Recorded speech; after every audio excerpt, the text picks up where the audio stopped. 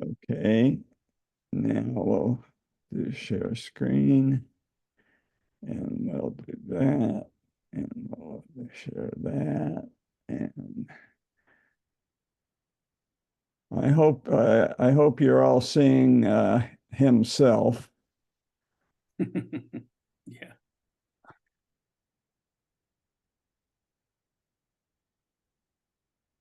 I just throw this up because good old Fareed Zakaria, he just every couple of weeks he just there's an off ramp. It's just Israel's got to take it. Oh, come on, the grand bargain.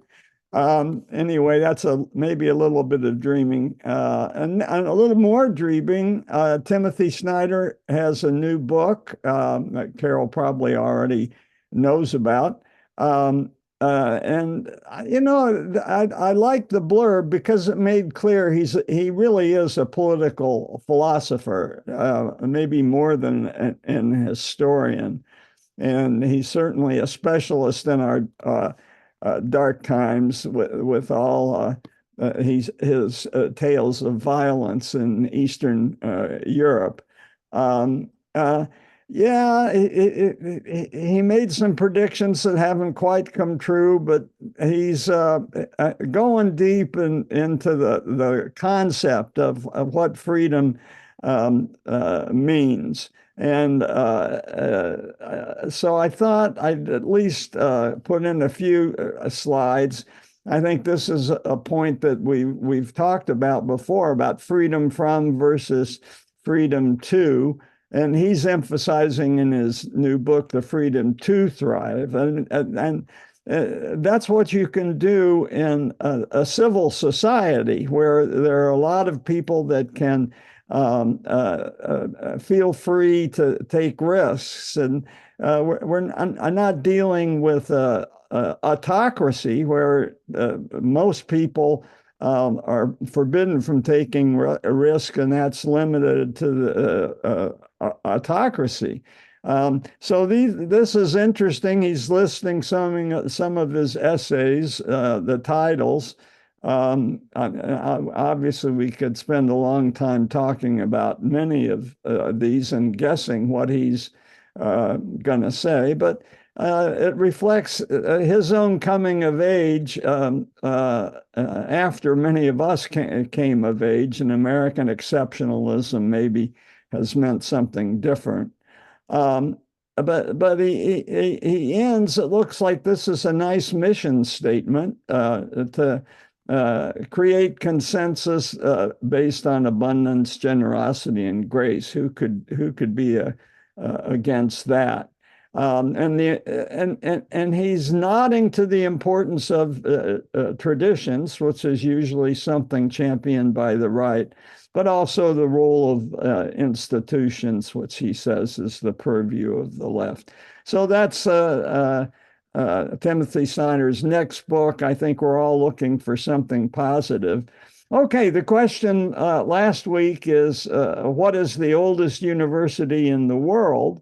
And I found a source that said, and you can help me with the pronunciation, Ramsey. No, I can't. I want to say karaoke, but that's not right. No.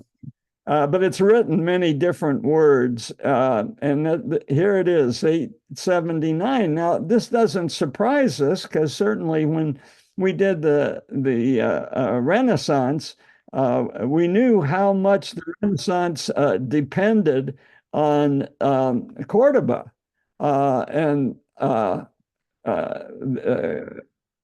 many intellectuals from Italy and France and went to Cordoba.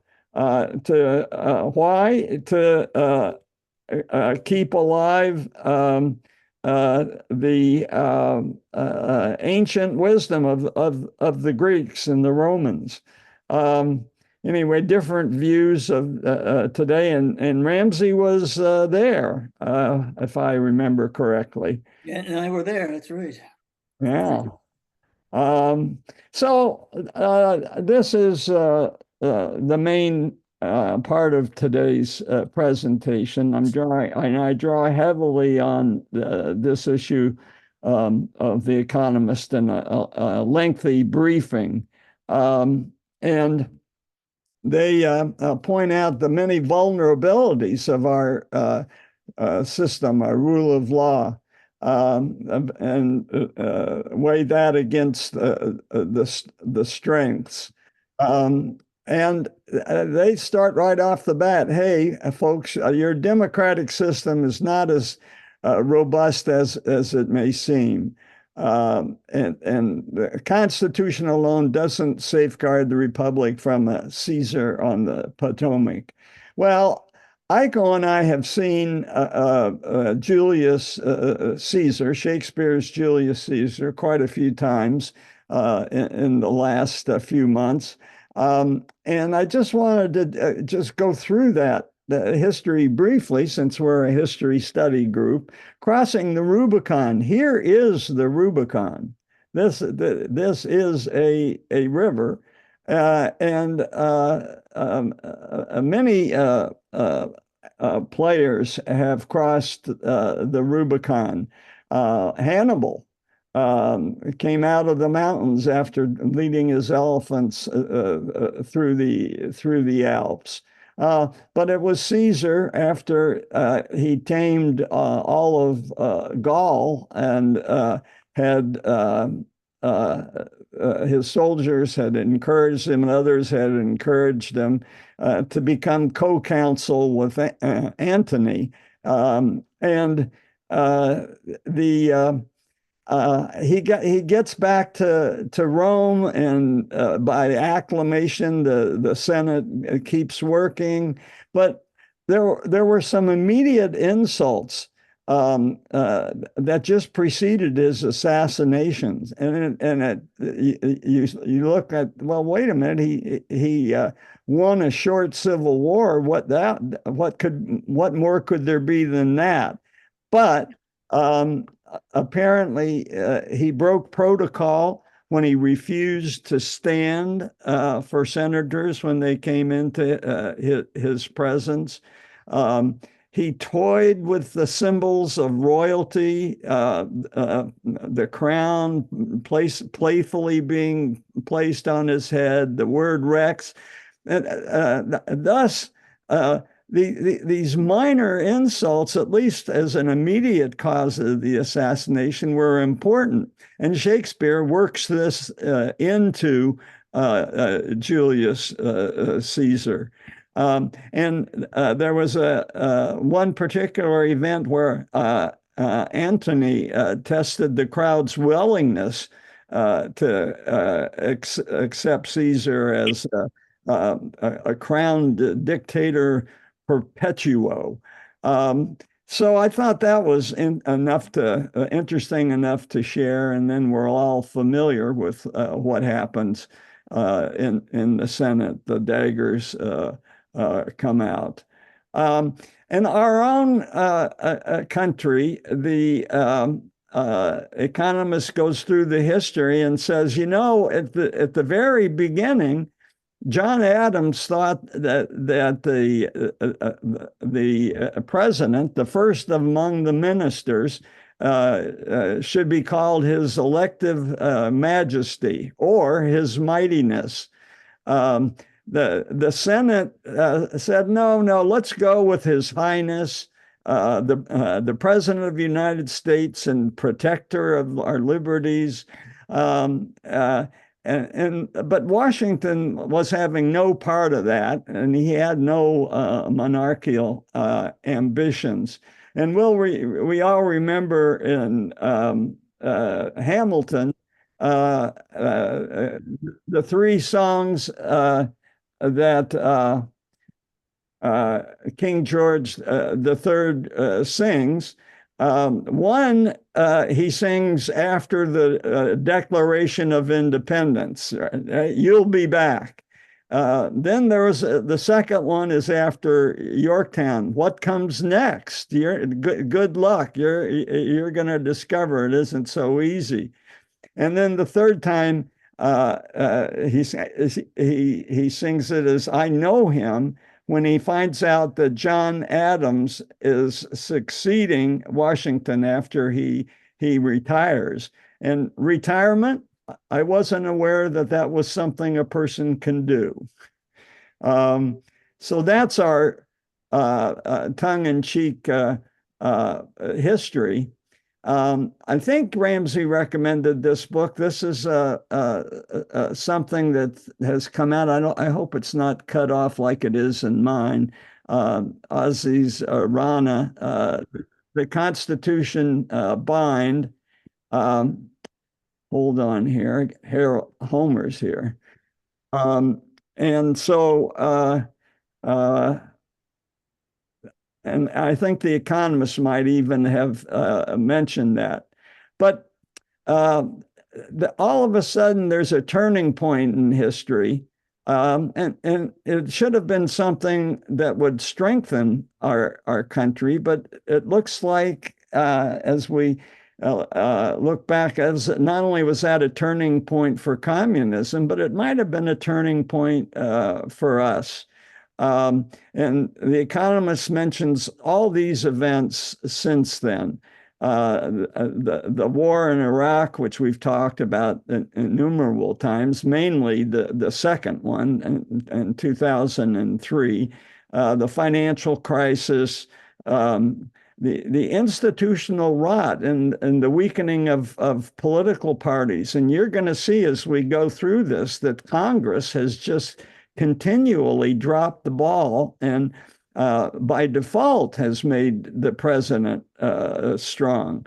Um, and and so now, because the president's so strong, every presidential contest is seemingly existential state, given the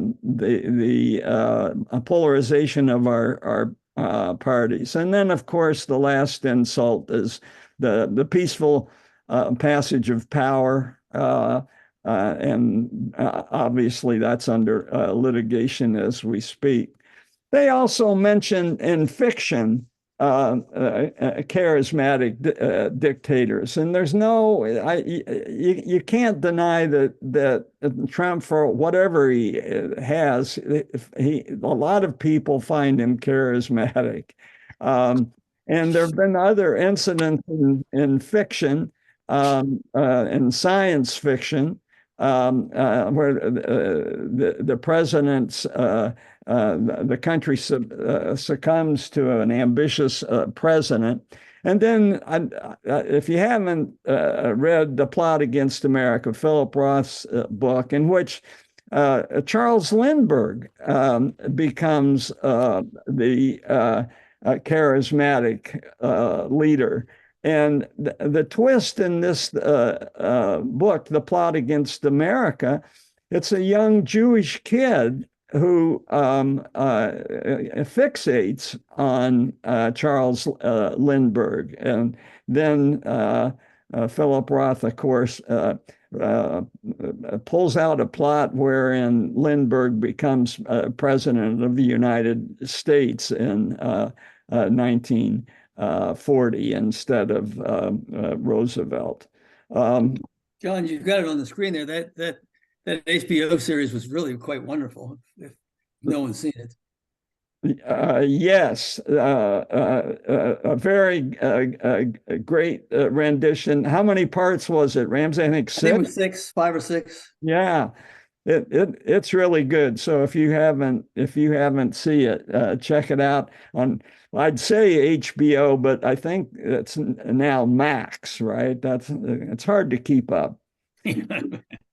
And then we saw this at Berkeley Rep. It can't happen here. Sinclair Lewis's fictional account of Buzz Windrup, and also a charismatic guy. And I'd forgotten that Sinclair Lewis had also written Elmer Gantry.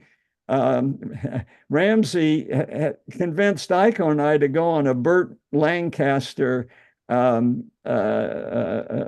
movie festival And we've recently seen The Professionals, which is a great movie about the Mexican Revolution. That's with Lee Marvin and Burt Lancaster. And some actress, I can't remember her name, Claudia Cardinal. Oh, yeah, that's right. Uh, and Yeah. Yeah. The problem is it takes half the movie to see Claudia, but that's a great scene anyway.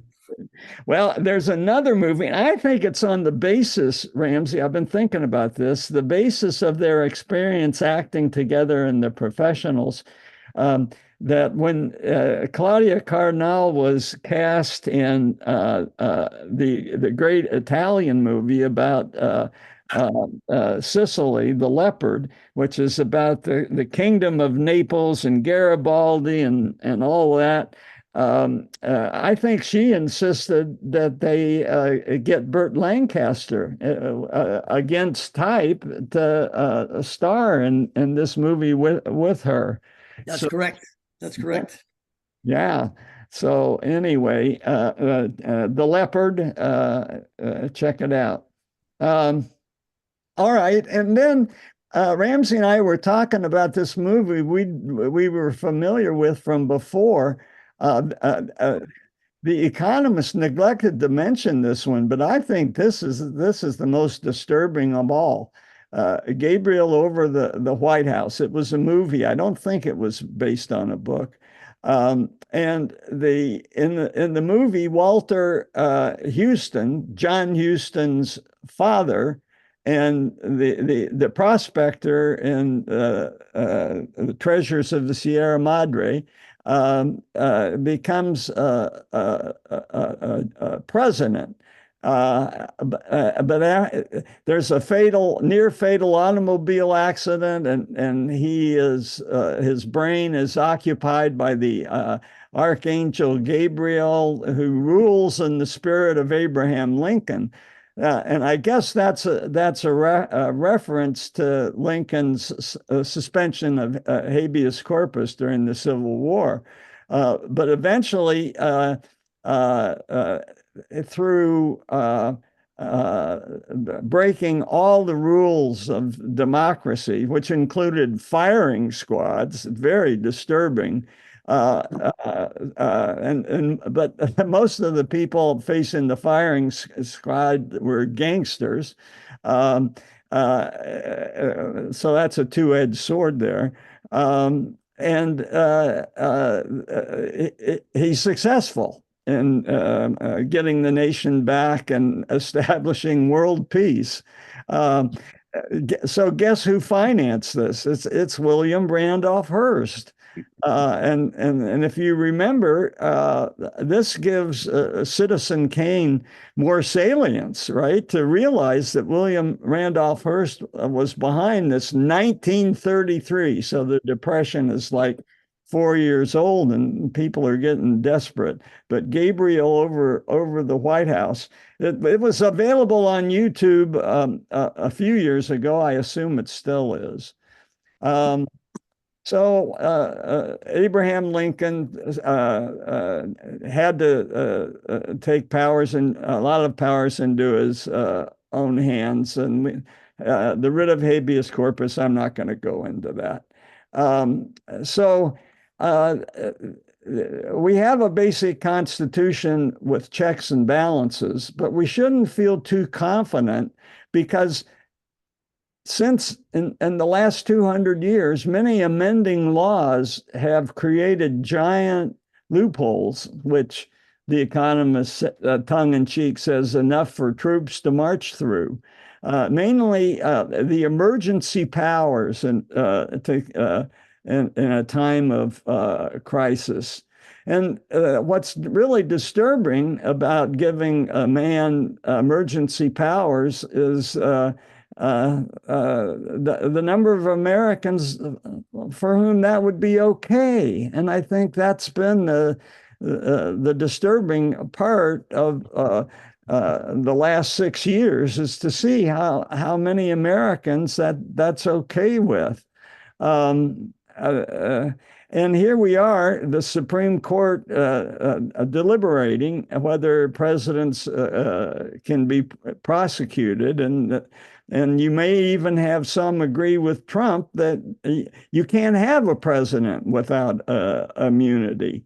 Um, so it's getting easier to seize power. In the first century of our country, there were only 4 cabinet secretaries and 5 actual secretaries. So the executive branch was, a dozen people. But it was Europe. And of course, Washington told us never to get involved in Europe. But the fascists and the communists kind of forced our hand to developing a more sophisticated, larger government. I know that's a gross generalization, but just looking at what happened in the second century that wasn't present in the first century, and what we have after the Second World War was a federal government with more than 2.5 million people. And we got very used to calling the president the commander in chief. That was new. That was new. And of course, Oppenheimer upped the ante of how much power does this one man have, and how many fingers are eligible to press that button. And so that's something. And so there, as the president's powers have grown, the Economist points out there has not been a commensurate growth of safeguards to go along with that increasing power. There's just been 2. And the first is the 22nd Amendment. And I think the businessmen in particular were really scared of what Roosevelt could do by having being elected to 4 terms of office. So fairly soon, the 22nd Amendment was passed. I think for a lot of us, and Timothy Snyder makes this point. What if there had been no FDR to counteract American isolationism and to recognize the dangers of in Europe, and who we needed to support and who we needed to oppose. So the second one was who takes over if the president is incapacitated. And there's the 25th Amendment that was passed. But let me give you the background on that, which I found fascinating. So I went down this rabbit hole. Listen, death, that's binary. So it's pretty clear the vice president takes over, and John Tyler does that. And death, all these other people take over as well. But I want to talk about disability. And so presidents who've been disabled, Grover Cleveland had throat cancer. Woodrow Wilson had a stroke, and his wife Edith ran the country, unbeknownst to many people, for a few years. Correct me if I'm wrong, Ramsey.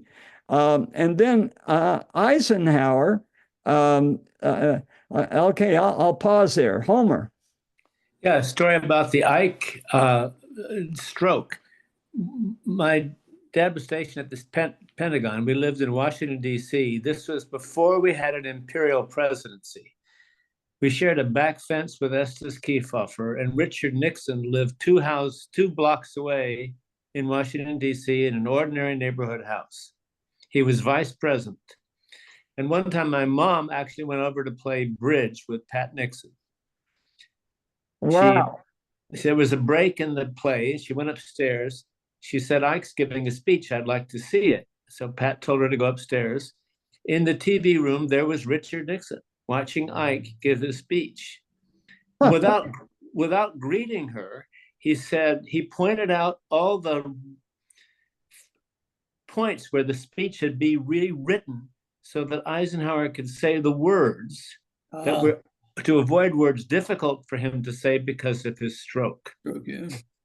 Whoa. Fascinating. Wow. Wow. That's really something. Is that speechwriter still around? That Biden could use him. Oh, I don't know. I think we ought to be all pointing out when Trump says he never said lock her up. That's just the sign of how badly his memory is shot. He's got early obese dementia. So yeah, but what happened when Ike had his stroke or his heart attacks, and then there was some sort of intestinal problem. Yeah, he had Crohn's disease. He had part of his bowel resected. Wow. Okay, I didn't know that either. But so he was under anesthesia a lot or incapacitated a lot, and his attorney general wrote up a document that both he and Richard Nixon signed, giving him power while he was incapacitated. But that was just an agreement between two guys. There was no legal authority. So after that, I found this fascinating. How about mental functioning, right? It came up during Trump. There were people questioning his, I think it was at the peak of the Ukrainian scandal, that impeachment. But in the 50s, when we're dealing with Ike, what influenced and what moved people to take action? Well, these are real people, and they're sitting there in the 50s, and the president maybe he's had a stroke, and is he competent? And at the same time, this movie comes out, The Caine Mutiny. And when you go on Wikipedia, when you go on Wikipedia, they list this as a major influence on politicians at the time. The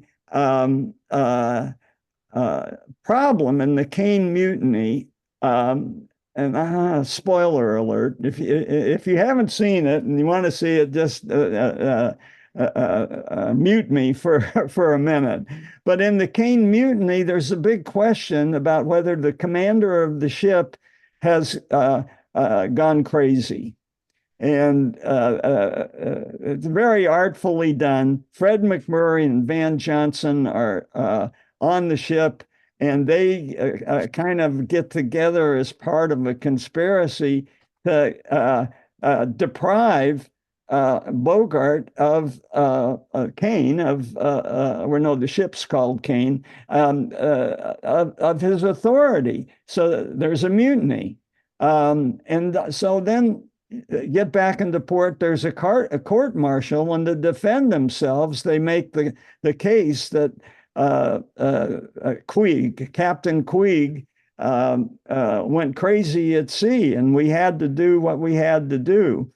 The lawyer that's brought in is Jose Ferrer, and it's just a really well done movie. It was a book first, and so the ordinary lawmakers and lawyers in the 1950s say, "Oh boy, we don't want to be put in the position of those people in the movie where they were following this Article 184, which is part of the Naval Code." So they wanted to make it so that it was harder to displace a president. You just can't have somebody saying he was. So that was the motivation, believe it or not, for the 25th Amendment, which puts it in to Congress. And so Congress decides and makes that decision. It's not left to a doctor or a minor bureaucrat. So at this point in their analysis, the Economist makes the point, hey,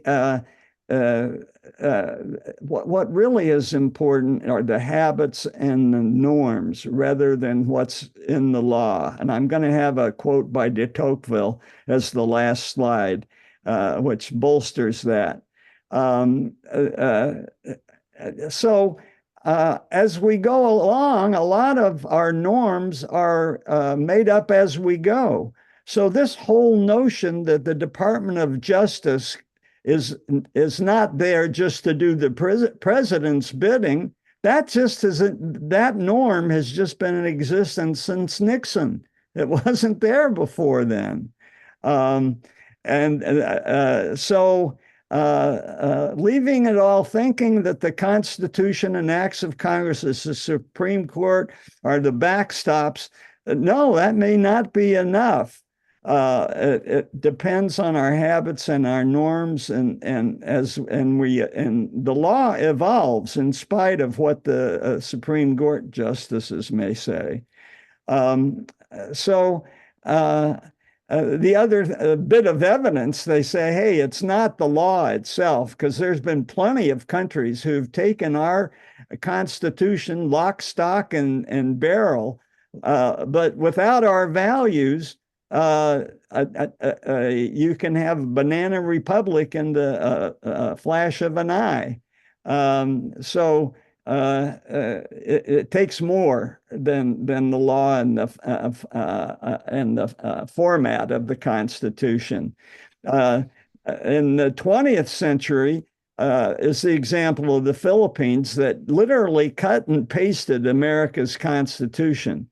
But that didn't keep Ferdinand Marcos from making himself into a strongman and ruling for 20 years. And he gets a state visit from Richard Nixon. By the way, quiz, who is Richard Nixon embracing here? The current president. Hey, very good. Bong Bong.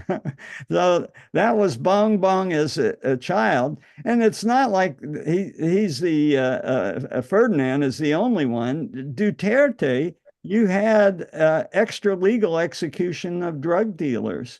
So the habit of mind wasn't there to protest that, but it would be in this country. Well, we hope. There's a catch-22, and I just want to go down the catch-22 rabbit hole.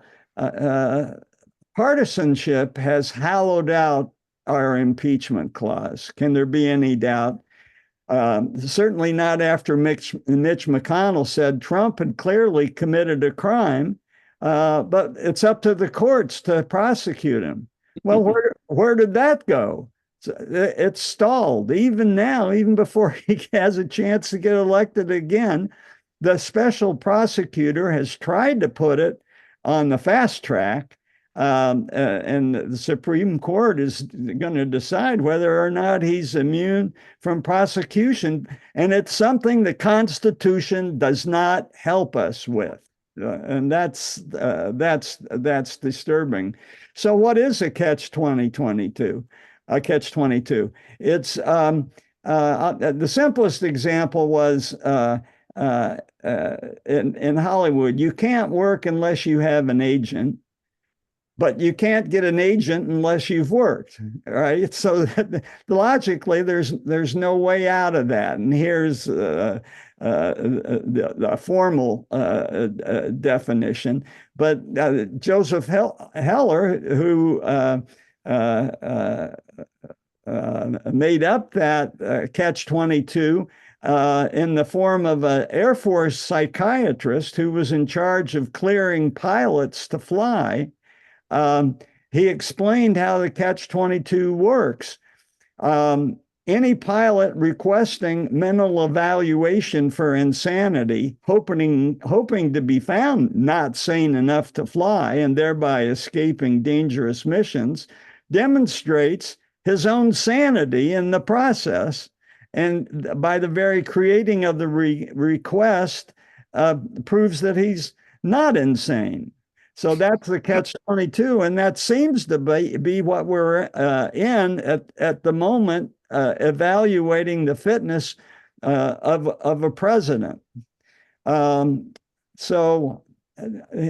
This is verbatim from The Economist. If they're immune from prosecution for what they do as president, and if they have political immunity because impeachment is not a real check, then almost by definition, they are above the law. And that's sad. The founders were kind of between a rock and a hard place. When they're fresh in their memory, at least historical memory, is Oliver Cromwell. So when they're putting together something, they said, well, we don't want to give our leaders too much power that they can become dictators. But on the other hand, we still have an enemy that may just strike us again, and that was the British Empire. So they were striking a fine balance between protecting themselves against the British Empire and then a homegrown dictator like Oliver Cromwell. So the first thing is the national emergency, being able to declare a national emergency. And that entails 135 powers by law, where a president can freeze bank accounts. And then in 1942, there's a communications, Bob Oxenberg coming in. Hi, Bob. They extended to being able to censor communications. Congress is meant to review and potentially revoke any declaration of an emergency. And it was thought that they should do it somewhere between 6 to 12 months. But they don't. They just don't do it. And so there are over 40 emergencies that are currently in force, 40 national emergencies. This now includes shutting down the internet. And who checks the president on declaring what an emergency is? Nobody. It's up to him. And what are some of these emergencies still in force, these 40? Yeah, Homer. No, my hand's not up. Oh, okay. Maybe I didn't take it down. Okay, it just popped up on my screen. No problem. Well, this is Jim, and my hand is up. Somehow, yes. Okay, it said Homer, but okay, Jim. I'm just wondering if the President Biden's closing the border is an example. Well, Yes. You talk about a border. Here's Trump's border wall is built under emergency authority. So yeah. And Biden, he evoked a national emergency to forgive student debt. So we're getting a little lax, and I think that this is the point. But didn't the Supreme Court rule against that initially? Yeah. Yes.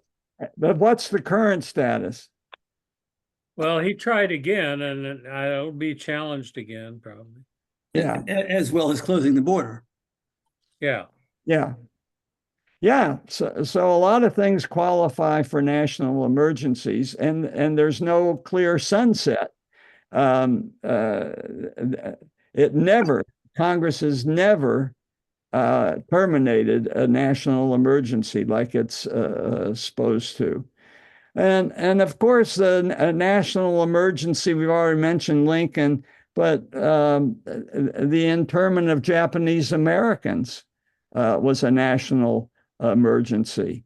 Americans interned without trial. Um, and so uh, uh, there we go. And it's just up to the president and his lawyers to declare what's an emergency and what isn't. Uh, so torturing foreigners, you can't torture Americans, but torturing foreigners is not against American law. Now, who knows what the International Criminal Court would say now? But they were just getting started in 2001. Another example of that is Woodrow Wilson closing down newspapers in World War I. So the national emergencies. Now, there's something slightly different, which is martial law, and maybe Ramsey can talk about this since it happened in his backyard. But the state and local governments can declare martial law. And correct me if I'm wrong, but I think the last time that happened was in Cambridge, Maryland, in 1963. When blacks were forced to sit in the back rows of a balcony in a movie house. We know, and Homer and I witnessed this firsthand. Our National Guard was called out in People's Park in 1969. So Ramsey, do you have? I know you were hardly out of teenage years back in 1963. No, I don't have any memory of that. But Cambridge, Maryland, is on the eastern shore, which may as well be Alabama, and to some degree, and to some degree, still is. This is Harriet Tubman territory, and so forth. Interesting. Okay. Now, in addition to declaring an emergency, which is one thing, he can actually send in troops physically under the Insurrection Act. So we just got to keep these powers a little bit separate. And the article quoted someone saying it's a loaded gun. There are no constraints. It's been the Insurrection Act has been invoked 30 times, and a century ago it was invoked to break strikes. But in our lifetime, it was invoked to desegregate the South. Eisenhower did that. And when you do that, you can move fairly quickly by federalizing a state National Guard, which is, I think, what they did and what he did in Arkansas. But I think the last time was in our state, Los Angeles, 1992, the race riots, the Rodney King. I think that was Rodney King. So, yeah. An aside, John, on the, I'll put my hand up, sorry. An aside on the riots in LA, I was in Ireland when that happened, and the Irish Times ran the headline, U.S. National Guard retakes American second city. Whoa, that sounds scary. Retakes our second city. Retakes, yeah, right. So the last time the Insurrection Act was in the headlines was during Black Lives Matter. And maybe you'll all remember this incident. Tom Cotton advocated sending in the troops, but more dramatically, he wrote an op-ed that was submitted to the New York Times. I can't remember whether it actually was printed, but it immediately caused a rebellion at the New York Times about whether that should even be printed. And it's still a First Amendment thing on the right now about how Tom Cotton couldn't advocate for deploying troops during Black Lives Matter using the Insurrection Act. Trump, to his credit, it's hard to say, but to his credit, did not do that. And one of his insiders was later quoted as saying, yeah, that was a break glass thing. And besides, we didn't think the Defense Department would respond. So there you go. It wasn't evoked, but it was talked about and discussed. Trump has mused about using the National Guard to deport millions of migrants. So there's that. But he's never taken concrete action. And of course, he's even thought about shooting protesters. So there's that. So here's the thing. There are a lot of non-constitutional safeguards. So you don't have to look to our Constitution. You can look to other structural things in our country that should give us a little bit of a buffer and give us a few good nights sleep. And I never thought I'd say this in 1960s in the Vietnam War, but the Army remains among America's healthy institutions. And they take an oath to the Constitution. So you could say that there could be a mutiny of the Army, but there's no evidence of that.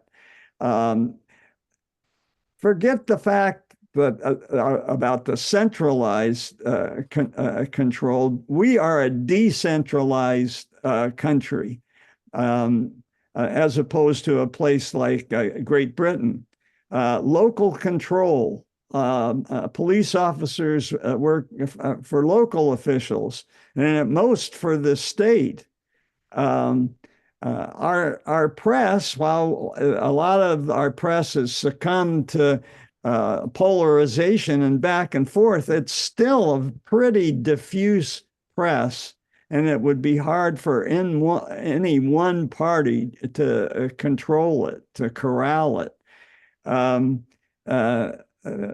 Flash, there is a deep state, and it's the Federal Civil Service now of 3 million workers spread out all across the country in 15 departments. Besides, it's got 25,000 lawyers in it. So good luck trying to herd cats in that situation. I talked about new norms, and it's only since Richard Nixon that the Justice Department has developed a new norm of not doing the president's bidding, of being independent. The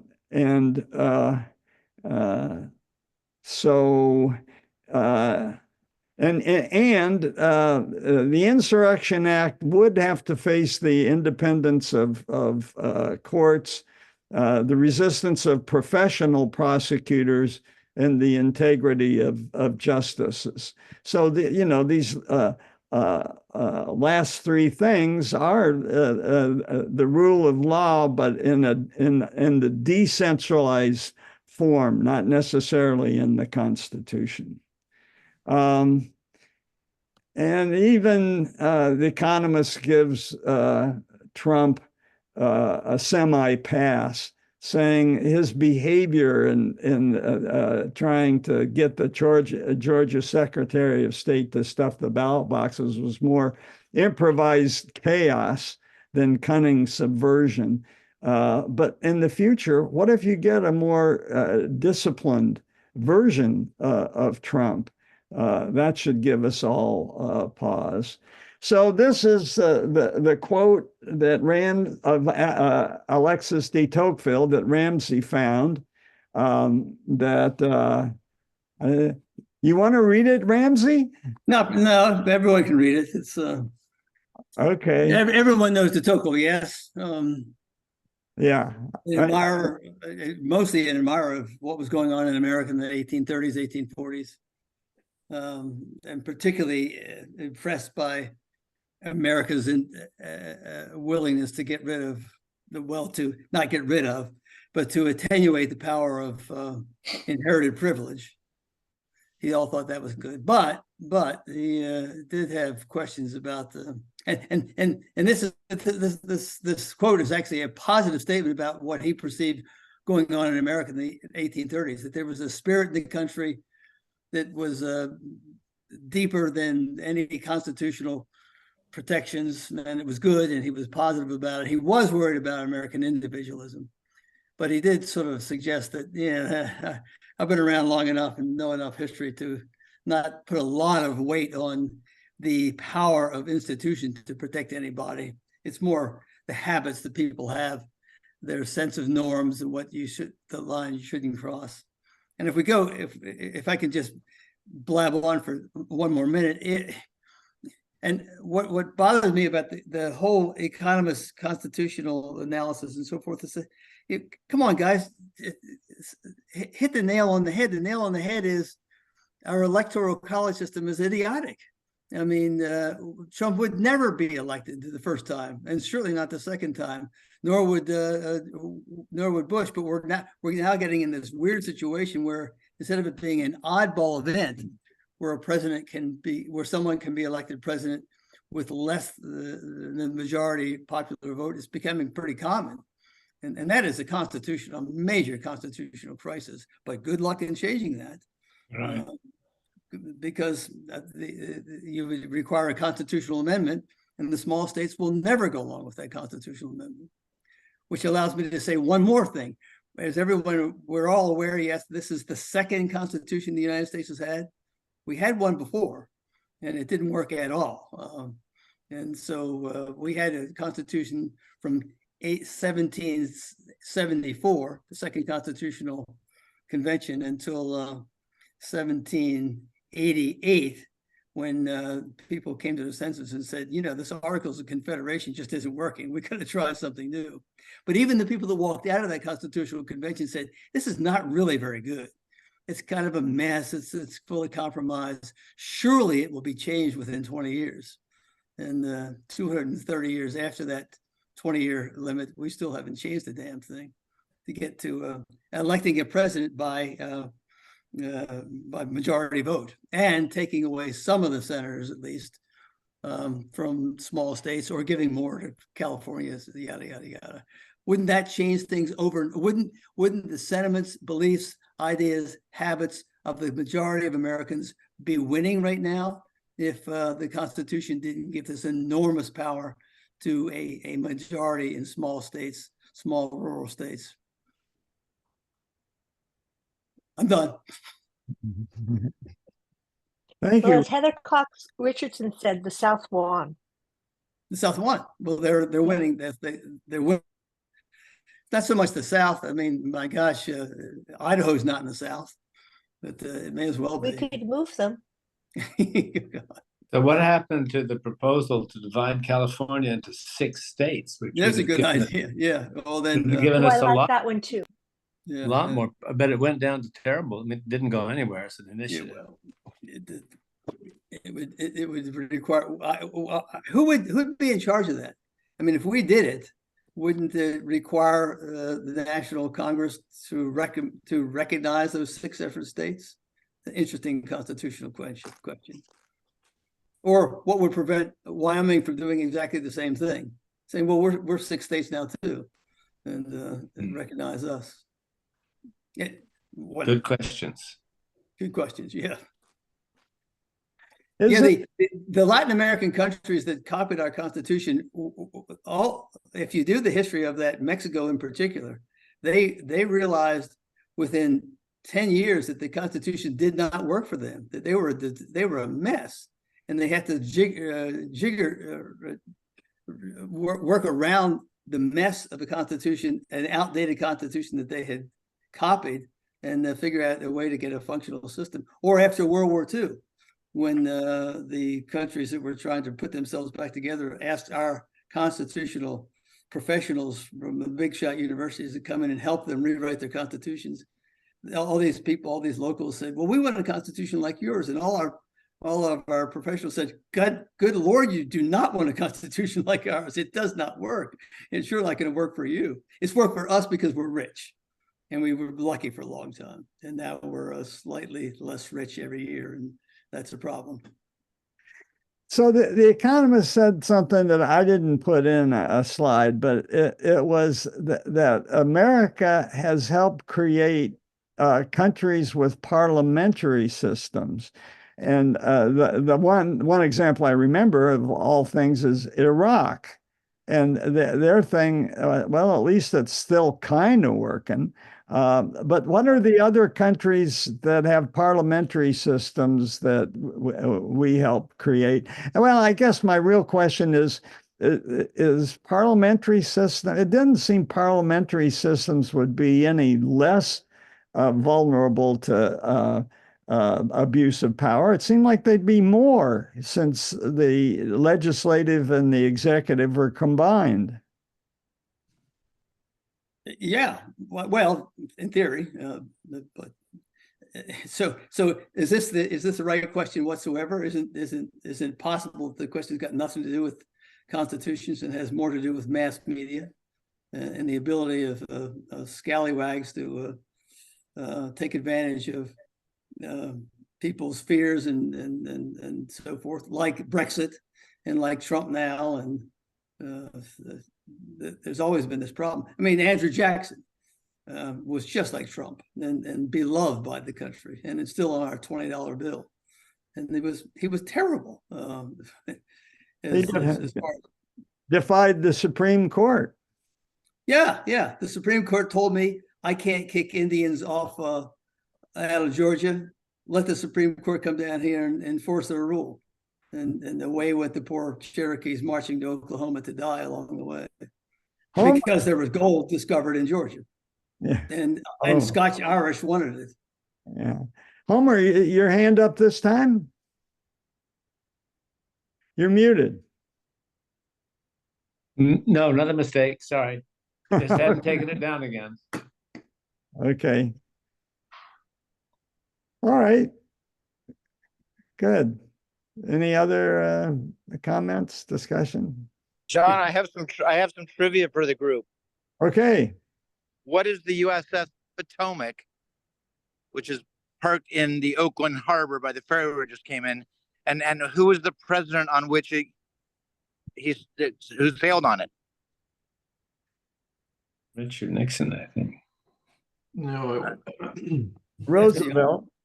It would be Roosevelt, and it is parked right down here by the where you take the ferry, and you can charter it if you want. So maybe sometime we'll have to have a party out on it.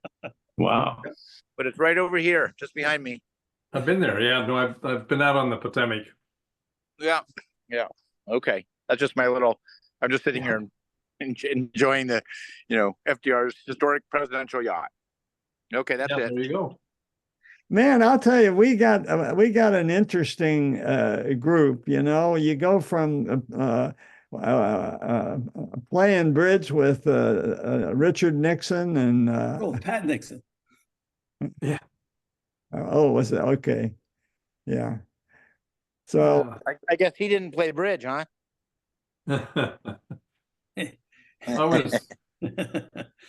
have you, I think I mentioned maybe probably before about the reading the Jakarta method, and which has to do with how our military managed to change or take over Sukarno's movement in the back in the, I think there was a whole series of 30 non-aligned nations in Asia and actually through India and all the way. And basically, I was in Borneo at the time that the Sukarno was overthrown in '65. And then Suharto was backed by our military and CIA. And the CIA took the same kind of a method of what they were doing in Indonesia to South America. And so a lot of the nations down in South America that ended up with dictators, that was all on kind of because we did such a good job of training the military with our CIA and making them all into capitalist nations. Yeah, it's a very interesting story. Yeah, that movie, A Year of Living Dangerously, I think. Yeah, that was a part of it. That was at the time. But then that was in the 60s when I was there. And then later I was in Indonesia in the 70s, mid 70s, and the US was able to basically turn that, all I had to do with turning it into a capitalist nation, Indonesia. And so Suharto was going to nationalize all the oil originally, and our U.S. military said, "Oh no, I don't think what you want to do. You don't want to really do that because we need the oil and to be able to keep things going." So we're villains in many cases. Yeah. Aiko and I had an interesting experience in Yogyakarta.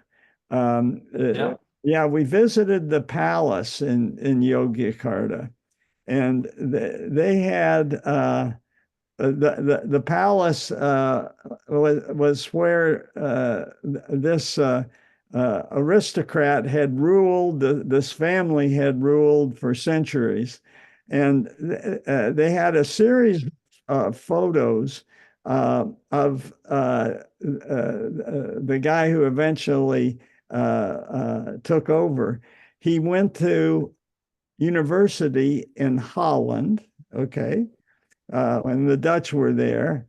They showed him on the rowing team in Holland.